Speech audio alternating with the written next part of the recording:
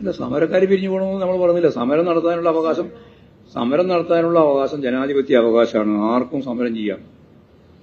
സമരം നടത്തുന്നതിലൊന്നും ആരും നിഷേധാത്മകമായൊരു നിലപാട് സ്വീകരിക്കേണ്ട കാര്യമില്ല.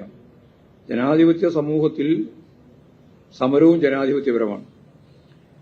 പക്ഷേ ആ സമരം എന്താണ് ലക്ഷ്യം വെക്കുന്നത് എന്നുള്ള കാര്യത്തെപ്പറ്റി CPM-ന് നല്ല ധാരണയുണ്ട്. അത് ഇടതുപക്ഷ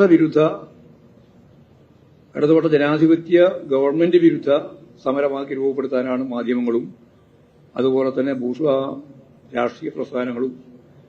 അതിന്റെ പുറമെ ഇപ്പൊ INTUC പോലും ആ സമരത്തിന്റെ പിന്നിലില്ല. പക്ഷേ UDF അതിന്റെ പിന്നിലാണ്, BJP അതിന്റെ പിന്നിലാണ്, ശരിയായൊരു മഴവിൽ സഖ്യം അതിന്റെ പിന്നിൽ വന്നിട്ടുണ്ട്.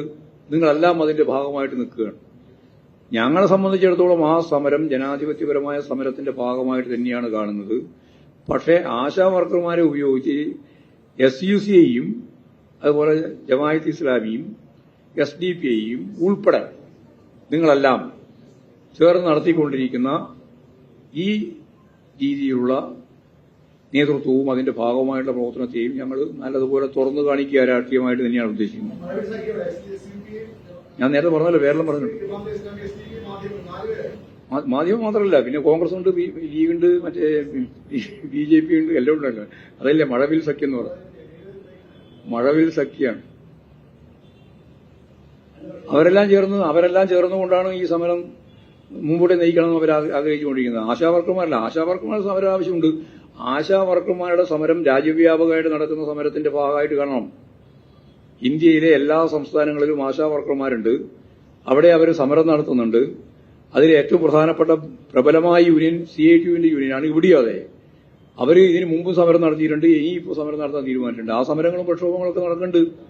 പിന്നെ അതിന്റെ ഭാഗമായിട്ട് CITU ഉയർത്തുന്ന മുദ്രാവാക്യം ഇവരെ തൊഴിലാളികളായി കണക്കാക്കണം എന്നുള്ളതും ഇവർക്ക് ശമ്പളം 10-25,000 രൂപ കൊടുക്കണം എന്നുള്ള ഉൾപ്പെടെയുള്ള മുദ്രാവാക്യങ്ങളുണ്ട്. ഈ മുദ്രാവാക്യങ്ങൾ ദേശീയാടിസ്ഥാനത്തിൽ കേന്ദ്ര ഗവൺമെന്റാണ് കൈകാര്യം ചെയ്യേണ്ടത്. കേന്ദ്ര ഗവൺമെന്റിന്റെ സ്കീം വർക്കാണ് ഇതെല്ലാം. അതല്ല ഇപ്പോൾ ഇടതുപക്ഷ ജനാധിപത്യ മുന്നണിക്ക് എന്തോ ഒന്നാണെന്ന് മാത്രമാണ്. ഏറ്റവും കൂടുതൽ പൈസ ഇവിടെയാണ് കൊടുക്കുന്നതെന്ന് ഇപ്പോൾ എല്ലാവരും സമ്മതിച്ചിട്ടുണ്ട്. നിങ്ങൾക്കും സമ്മതിക്കാതിരിക്കാൻ പറ്റിയിട്ടില്ല. പറയാനൊക്കെ നോക്കിയെന്ന് മാത്രമേ ഉള്ളൂ. അതല്ല, ഓർഡറായിട്ടില്ല ഇതുവരെ. കൊടുക്കുന്നൊക്കെ പറയുന്ന മാത്രമേ, നന്ദ പറയുന്ന പോലെ തന്നെ എല്ലാം കൊടുക്കുമെന്ന് പറയുന്നതല്ലാണ്ട് ഒന്നും കൊടുത്തിട്ടില്ല. അതുകൊണ്ട് 13,200 രൂപ വരെ ലഭിക്കുന്ന ആശാ വർക്കർമാരുള്ള ഇന്ത്യയിലെ ഒരേ ഒരു സംസ്ഥാനം ഈ കേരളമാണ്. അവിടെയാണ് ഈ സമരവുമായിട്ട് ഇത്തരത്തിൽ അത് ഞങ്ങൾ വർദ്ധിപ്പിച്ചാൽ മാത്രമേ മുന്നോട്ടേക്ക് അവസാനിപ്പിക്കുള്ളൂ എന്ന് പറഞ്ഞുകൊണ്ട് നടക്കുന്നത്. അത് കേന്ദ്ര ഗവൺമെന്റിന്റെ ഭാഗത്താണ്. അതിന്റെ ആ കോർട്ട് അവരതാണ്, പന്ത് അവിടെയായിട്ടുള്ളൂ.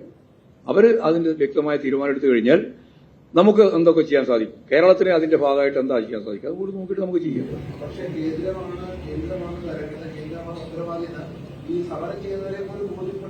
അല്ല, സമരം ചെയ്യുന്നവർക്ക് ബോധ്യമാകുന്നുണ്ട്. പക്ഷെ സമരം നേതൃത്വം കൊടുക്കുന്നവർ ശരിയാക്കാൻ ബുദ്ധിയാവാതെ. അതിനിപ്പോ നമ്മൾ എന്ത് ചെയ്യാനാ? 10-26,000 തൊഴിലാളികളുണ്ട് ഈ ഇതിന്റെ അകത്ത്. 10-26,000 അതിന്റെ ഒരു അംശം പോലും ഇല്ല ഈ സമരം ചെയ്യുന്നവരുടെ നമ്പർ. അത് വേറെ പ്രശ്നം. അത് ഞാൻ കണക്കിലെടുക്കുന്നില്ല. കാരണം സമരം ചെയ്യാൻ എല്ലാവർക്കും അവകാശമുണ്ട്. 1% ഉള്ളെങ്കിൽ പോലും അവർക്ക് സമരം ചെയ്യാനുള്ള അവകാശമുണ്ട്.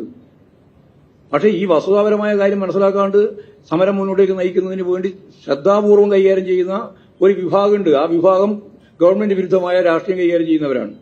അതാ പ്രശ്നം. അല്ലാണ്ട് വേറെ എന്താ ഇതിൽ വേറെ പ്രശ്നമുള്ളത്?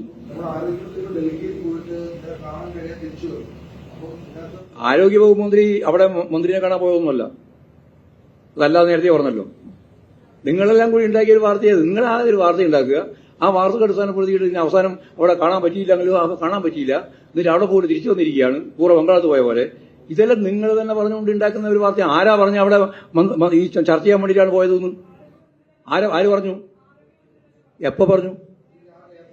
പോയപ്പോഴാ? എപ്പോ? അതെ, അത്രയല്ലേ ഉള്ളൂ. അത് നിങ്ങൾ അതിന് മുമ്പേ പറഞ്ഞല്ലോ.